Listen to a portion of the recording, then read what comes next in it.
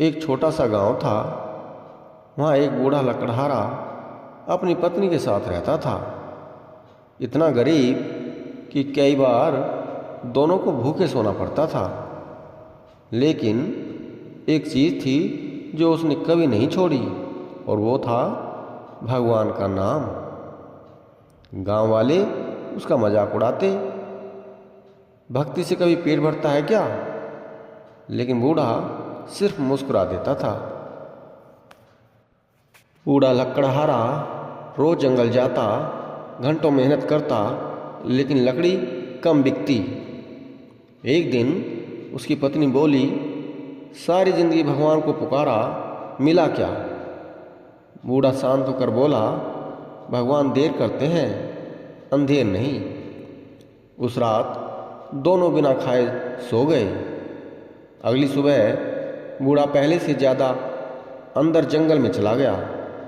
जंगल का वातावरण बहुत ही डरावना था।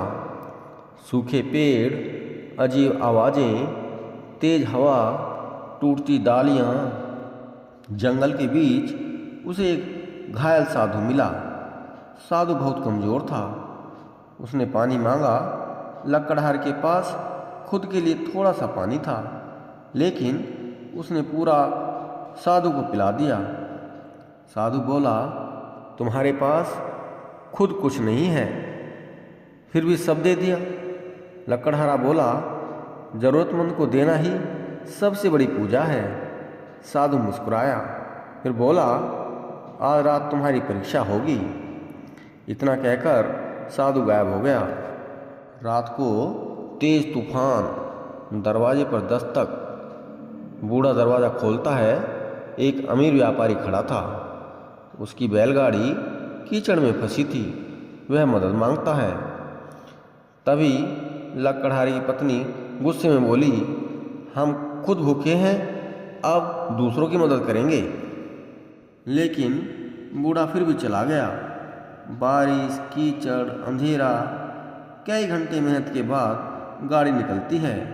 व्यापारी खुश होकर सोने की थैली देता है, लेकिन बूढ़ा मना कर देता है और बोलता है, मदद का सौदा नहीं करता। अगली सुबह पूरा गांव हैरान था। लकड़हारे की झोपड़ी के सामने वही साधु खड़ा था, लेकिन अब उसके चेहरे पर तेज था।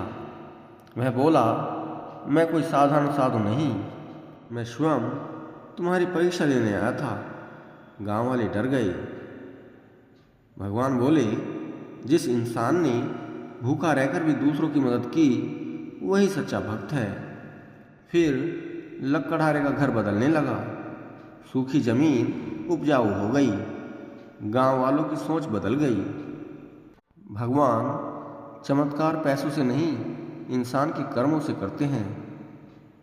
दोस्तों, कभी किसी की मदद करने से पीछे मत हटना, क्योंकि कौन किस रूप में आपकी परीक्षा लेने आए, यह कोई नहीं जानता। सभी प्रेम से बोलिए, जय श्री राम, हर हर महादेव।